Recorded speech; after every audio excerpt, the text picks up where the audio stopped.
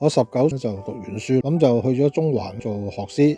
20歲入行，22歲咧自己做咗師傅啦。咁個老細都移咗民，咁我就去咗一啲唐人區嗰度做咯。咁個新老細咧都幾睇得起我，派我去東區嗰個分行咧做店長。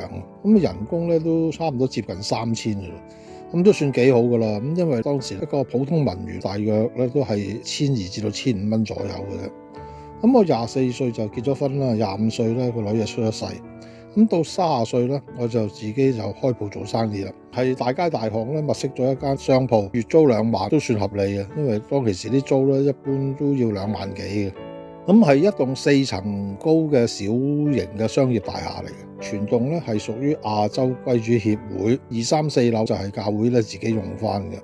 咁我租地鋪見過佢哋嘅負責人咧，就阿黃一平牧師，佢係香港10大傑出青年嚟嘅。咁佢見我嘅時候咧，話我呢個行業咧都好適合佢哋教會嘅形象，就算我唔係出到好合佢哋嘅租項啦，佢都情願即係租俾我。咁啊見我後生啦，話即係助我創業。佢曾經咧見過我個女咧，當時我個女5歲，佢話我個女咧都好聰明啊，咁一定要好好咁栽培。亦都有問我有冇信主啊，咁樣話星期日咧就可以返教會咧認識下主耶穌。咁我話飲酒啦、打麻雀啊、食煙啦，我樣樣都好啊。呢啲壞習慣咧，我又戒唔到，咁我點信主咧？咁但係佢話咧，只要你心裏邊咧肯信，咁耶穌咧就會帶領你噶啦。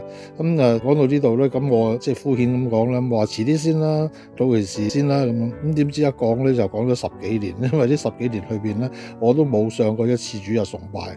咁又放棄咗咧親近主耶穌。咁到40歲到啦，咁我個賭癮咧越嚟越大啦，咁又去澳門啦，又打麻雀啊，成日咧又唔返鋪頭咧，淨係交低俾個太太打理。喺呢度同太太講好對唔住。咁最後咧就爭人一大筆錢啦，咁就離開咗鋪頭啦。